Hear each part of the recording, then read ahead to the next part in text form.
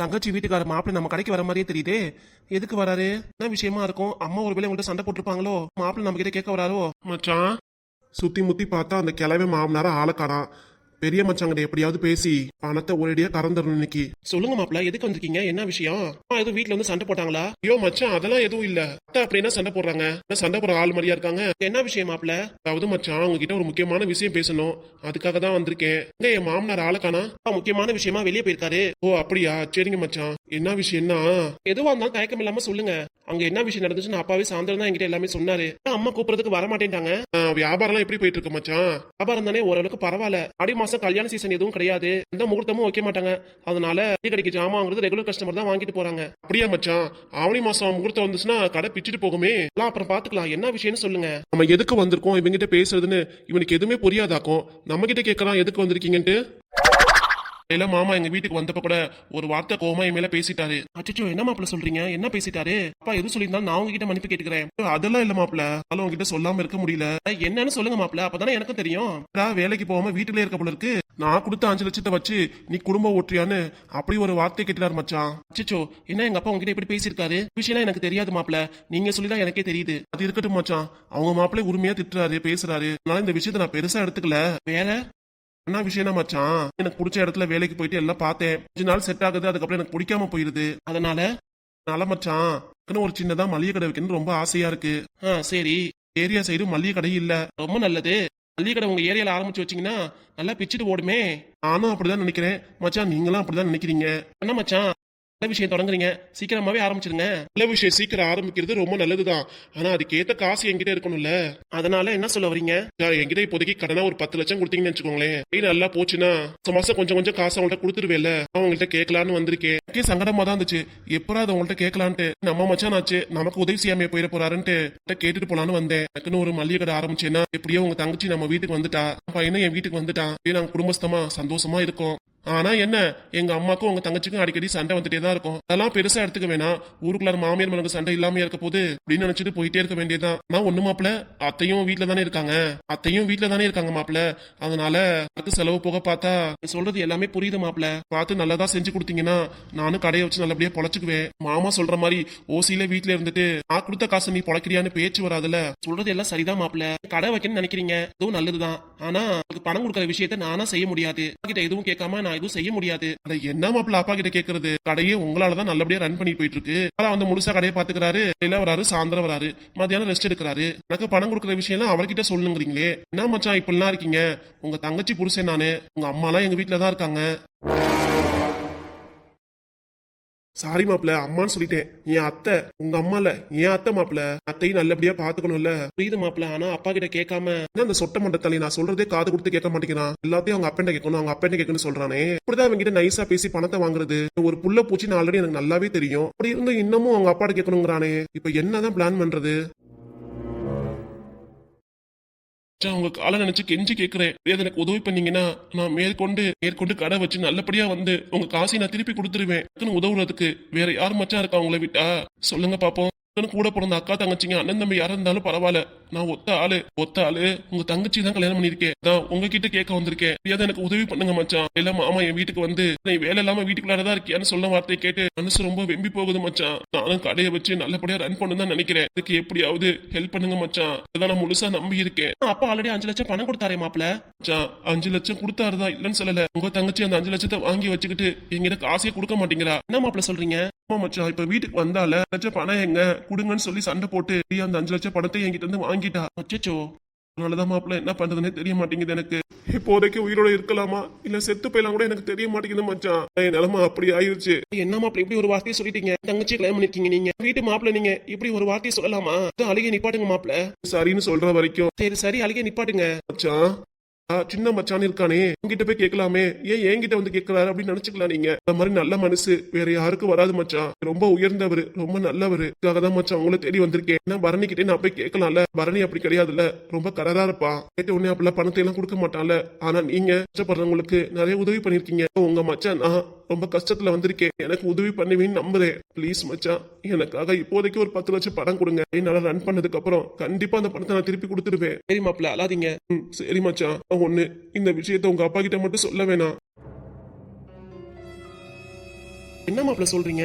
எங்க அப்பா கிட்ட சொல்ல வேணாம்னா இப்போதைக்கு என் கையில பணம் இல்ல, போய் நான் பேங்க்ல தான் போய் எடுத்துட்டு வரணும். அப்படியே பணம் 10 லட்சம் குறைஞ்சாலும் எங்க அப்பா கிட்ட நான் என்னன்னு சொல்லுவேன்? சொல்லுங்க.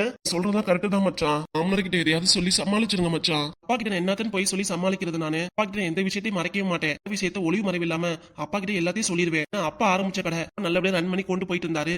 நானு இப்ப 10 லட்சத்தை உங்கள்கிட்ட கொடுத்துட்டேன்னா கணக்கு அப்பா கிட்ட என்ன சொல்றது? நானு அப்போதைக்கு பாத்துக்கலாம் மச்சான். இப்போதைக்கு எனக்கு ஒரு உதவி பண்ணுங்க மச்சான். இப்பவே போய் பேங்க்ல ஒரு 10 லட்சம் பணம் எடுத்துட்டு வந்துட்டீங்கன்னா நான் வாங்கிட்டு போய் நாளைக்கே கூட நான் மல்லிகை கடை ஆரம்பிச்சிருவேன். சொல்றது எல்லாமே எனக்கு புரியுது மாப்பிள்ள. பண விஷயத்த அப்பா கிட்ட சொல்லக்கூடாதுன்னு சொல்றதா எனக்கு ஒரு மாதிரி மன சங்கடத்தை ஏற்படுத்துது.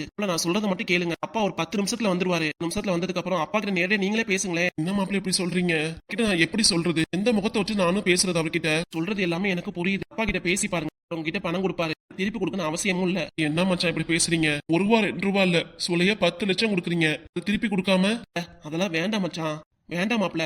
நீங்க உட்காருங்க. அப்பா அதோ வந்துருவாரு. வந்ததுக்கு அப்புறம் பேசிக்கலாம். ஐயோ என்ன மச்சான், அதெல்லாம் எதுவும் வேண்டாம் மச்சான். கிளம்புறேன் மச்சான். மாப்ள இப்ப இருக்க போறீங்களா இல்லையா? வந்து உங்க விஷயத்தையே சொல்லிட்டீங்க. அவங்க கஷ்டப்படுறீங்க, வேற கடை வைக்கணும்னு ஆசைப்படுறீங்க, அப்படியே ரன் பண்ணணும்னு நினைக்கிறீங்க. மனசுக்கே கடை நல்லபடியா போகும் நான் நம்புறேன். பண விஷயம் தான் அப்பா கிட்ட. சரி மச்சான் நான் வரேன். ஏன் மாப்ள இப்படி பேசுறீங்க? தரேன்னு சொல்லிட்டேல பணம். நீங்க சொல்லிட்டீங்க. ஆனா மாமாவா வந்து நான் அவர்கிட்ட இந்த விஷயத்த சொன்னாலும் நம்புற மாதிரி தெரியல. வேண்டாம் விடுங்க, இப்போதைக்கு இந்த விஷயம் யாருக்கும் தெரிய வேண்டாம். போயிட்டு வரேன் மச்சான். வரேன் மச்சான். மாப்பிள்ள இருங்க. வேண்டாம் மச்சான், என்னால உங்களுக்கு எதுக்கு சண்டை வேணாம். அப்பாட்ட சொல்லாம நீங்க பணத்தை கொடுக்க மாட்டேங்கிறீங்க. என்ன மச்சான், யாருக்கும் எந்த சண்டையும் வேணும். நல்லா இருங்க, அதுவே எனக்கு போதும். நான் தான் ரொம்ப கஷ்டப்படுறேன். என்ன பண்றதுனே தெரியல மச்சான். யோசிக்கும் போதே எனக்கு ஒரு மாதிரி மனசு திக்குன்னு அடிக்குது. ஆஸ்பத்திரிக்கு போனாலும் சுகர் பிரஷர் ஏறி போச்சுங்கிறாங்க. சுகர் பிரஷர் ஏறி போச்சா? ஆமா மச்சான், அதை நினைச்சுதான் எனக்கு கவலையா இருக்கு. ஒரு பொண்டாட்டி இருக்காளே, ஒரு புள்ள இருக்கே, வீட்டுக்கு அத்தை வேற வந்திருக்காங்களே, எல்லாரும் நல்லபடியா பாத்துக்கணும்னு நினைக்கிறேன். நீங்க இப்படி ஒரு விஷயத்த சொன்னா நான் என்ன பண்றது மச்சான்? வேற வழியே இல்ல. எங்கேயாவது ஆறு குளமா பார்த்து நீல குதிச்சு என் உயிரை மாற்றிக்க வேண்டியதான். அதை தவிர்த்து வேற என்ன நினைக்கிறது எனக்கு தெரியல மச்சான். இவ்வளவு பெரிய வார்த்தையை சொல்றீங்க, மாப்பிள்ள இப்படி இருக்கீங்க. இந்த வார்த்தையை பேசக்கூடாதுன்னு நினைச்சா திரும்ப திரும்ப அதையே சொல்லிட்டு இருக்கீங்க. எனக்கு இருக்கிறது ஒரே தங்கச்சி. வாழ்க்கை நல்லா இருக்கும் தான் நான் நினைக்கிறேன். எப்படியாவது கண் திறந்து பார்த்து எனக்கும் நல்லது பண்ணுங்க மச்சான். நீங்க உட்காருங்க, நான் போய் பேங்க்குக்கு போயிட்டு வந்துடுறேன் மச்சான்.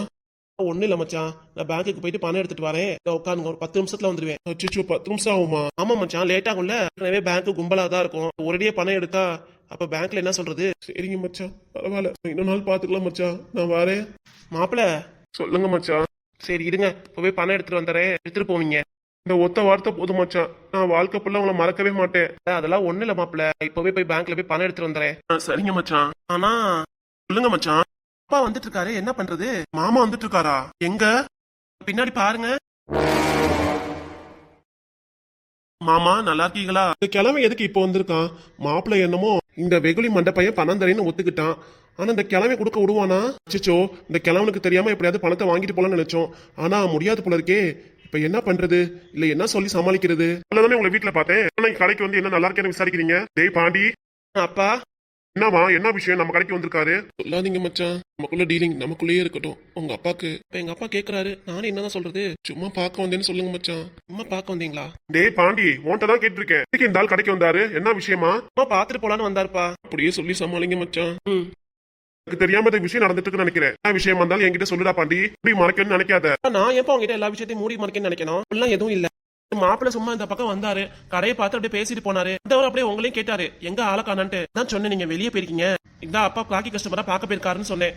அதனால அந்த விஷயமும் இல்ல. என்ன மாமா இப்படிலாம் கேக்குறீங்க? எதுக்காக நானும் வரப்போறேன்? வேற எந்த விஷயமும் இல்ல, நான் வரேன் மாமா. ஆனா ஒரு விஷயம். சொல்லுங்க மாமா. பொண்டாட்டி கனகா உன் வீட்டுல இருக்கா. வீட்டை விட்டு நம்ம வீட்டுக்கு வாடினாலும் வர மாட்டேங்கிறா. நான் என்ன பண்றது மாமா? நானும் சொல்லி பாத்துட்டேன் அத்தைட்ட. கேட்டாதானே அவங்களும் சரி பாண்டியம்மா கூடவே இருக்கணும்னு ஆசைப்படுறாங்க அத்தையும். அப்படியே இருந்துட்டு போட்டுமே. என்ன மாமா நான் சொல்றது? இப்ப நீங்க கிளம்பலாம். சரிங்க மாமா. அச்சா நான் போயிட்டு இன்னொரு நாளைக்கு வரேன். சொன்னதை மட்டும் மறந்துடாதீங்க. எந்த மனநிலையில இருக்கேன்ட்டு எல்லாத்தையும் உங்ககிட்ட நான் விவரிச்சு சொல்லிட்டேன். அம்மா வந்ததுனால இறக்க பொடியாயிருச்சு. உங்ககிட்ட பணமும் வாங்க முடியாம போயிருச்சு. அதனால நீங்க வீட்டுக்கு கிளம்புங்க. இல்லாத டைமா போன் பண்ணி சொல்றேன். அப்போதைக்கு வந்து பணத்தை வாங்கிக்கோங்க. சரி மச்சா, போயிட்டு விட்டுங்களா? போயிட்டு வாங்க மாப்பிள்ள. எதையும் நினைக்காதீங்க. நல்லா சாப்பிடுங்க, தெம்பாருங்க. அப்படி இந்த நெகட்டிவா சிந்திக்கிற விஷயம்லாம் வேண்டவே வேண்டாம். தங்கச்சியை ஞாபகத்துல வச்சுட்டு எல்லாத்தையும் நினைச்சுப்பாங்க மாப்பிள்ள. சரிங்க மச்சா, நான் வரேன். சரிங்க மாப்பிள்ள. வரேன் மாமா, பார்த்து பத்திரமா இருங்க. நீங்க உங்க உடம்ப பாத்துக்கோங்க மாமா. அத்தை உங்க கூட இல்லையன்னு சொல்லிட்டு நீங்க சரியா சாப்பிடாம விட்டுறாதீங்க. மாத்திரை எல்லாம் கரெக்டா போடுங்க. எதுவும் சொல்ல வேணாம், எனக்கு எல்லாம் தெரியும். சரிங்க மாமா, நான் வரேன். என்னவா இருந்தாலும் இந்த கிழவன் திமிரு மட்டும் அடங்காது. மச்சான் எவ்வளவோ தேவலாம், வெகுளுத்தனமா இருக்கா. அவங்க கிட்ட எவ்வளவு காசு வேணா புடுங்கலாம், ஆட்டையை போடலாம். அந்த கிழவன் கிட்ட ஒரு காசு கூட வாங்க முடியாது. இப்படிப்பட்ட கிழவனா இருக்கா அந்த ஆளு. ஈஸியா பணத்தை கொடுக்குற டைம்ல இந்த ஆள் வந்து எல்லாத்தையும் இங்க எடுத்துட்டு மொத்தமா ஒண்ணும் வாங்க முடியாத நிலைமை ஆயிருச்சு. இப்போதைக்கு சரின்னு நினைச்சிட்டு வீட்டுக்கு போக வேண்டியதான். ஒரு நாளைக்கு இந்த டோங்கா மண்டை மச்சான் நம்ம கிட்ட மாட்டாமையா போயிட போறான். இப்போதைக்கு பாத்துக்கலாம், பணத்தை கறந்துக்கலாம். வீட்டு மாப்பிள்ள தான் பேரு லூசு தனமா பேசிட்டு போறான். என்கிட்ட என்னமோ சிரிச்ச மேனிக்க போயிட்டு மாமான்னு சொல்லிட்டு போறான். சரி விடுங்கப்பா, இப்ப என்ன உங்களுக்கு அவர்கிட்ட நீங்க சண்டை போடலனாலும் உங்க மனசும் ஆறாது. அப்படின்னா மாப்பிள்ள பெரிய தப்பு பண்ணிட்டாரு சொல்லுங்க. என்ன தப்பு பண்ணானா? அவனை பத்தி எல்லாமே எனக்கு தெரியும். இனிமே அவன் நம்ம கடைக்கு வந்தாலும் கிட்ட நார்மலா பேசிட்டு இருக்காத. நம்ம கடையை விட்டு அனுப்பிவிடு, சரியா? சரிங்கப்பா. சக்கரை போட்ட மாதிரி நல்லா இனிப்பா பேசி நல்லா பேசிட்டு போயிடுவான். ஃபுல்லா பணத்தையும் கறந்துருவான் உங்ககிட்ட. அதனாலதான் சொல்றேன், அதுக்கப்புறம் நம்ம தான் ஏமாந்தவங்களா இருக்கணும் அப்படின்னு சொல்லிட்டு நம்ம கடைக்கு வந்தாலும் இவங்கிட்ட எப்பவுமே நம்ம ஜாக்கிரதையா தான் இருக்கணும். என்ன நான் சொல்றது புரியுதுல? புரியுதுப்பா. சரி சரி. எப்படியா அந்த ஆண்டு முனியத்துல நான் வந்துட்டு நடுவுல இல்லைன்னா என்ன நடந்துக்குமோ தெரியல. எல்லாம் ஒண்ணும் ஆகலப்பா, நினைச்சிட்டு இருக்காதீங்க. சும்மா வந்தாரு பேசிட்டு போனாரு, மத்தபடி காசு பணம் எதுவும் கொடுக்கல. இல்லப்பா. பதில் சொல்றதுக்கு திக்குமுக்காடுற, உண்மையை சொல்லு. இல்லப்பா, பணம்ல நான் கொடுக்கல. அப்ப ஏன் பணத்தை கொடுக்க போறேன்? சரி சரி. கஸ்டமர் வந்திருக்காங்க பாருங்கப்பா. அண்ணே துவரம் பருப்பு ஒரு கிலோ எவ்வளவுனே வரும்? நயம் பருப்பா சாதா பருப்புங்களா? நயமாவே நல்லதாவே கொடுங்கண்ணே. எவ்வளவுனே ஒரு கிலோ வரும்? நயம் பருப்பு நம்ம கடையில ஒரு கிலோ 160 ரூபா வரும். அப்படியானே, எனக்கு ஒரு 2 கிலோ கொடுத்துருங்கண்ணே. சரி தம்பி. என்ன நிக்கிற மாசன்னு போய் ஜாமான போடு. சரிங்கப்பா. வேற எதுவும் வேணுமானே? அப்புறம் சக்கரை 1 கிலோ கொடுத்துருங்க, அதுவும் நாட்டு சக்கரையா வேணும். சரிங்கண்ணே கொடுத்துறேன். இல்ல வேலை கஸ்டமர் நடுவில் வந்து நம்ம பேச்சு தடுத்துட்டாங்க. ஏன்னா அப்பா என்கிட்ட அதட்டி கேட்டுருந்தானா நானும் எல்லா விஷயத்தையும் சொல்லியிருந்திருப்பேன். எப்படியோ கஸ்டமர் வந்து என்னை காப்பாத்திட்டாரு. அண்ணே சரி சீக்கிரம் போடுறீங்களா? வீட்டுக்கு போகணும் வேற. பாண்டியாவுக்கு ஜாமா போட்டு கொடு. சரிப்பா.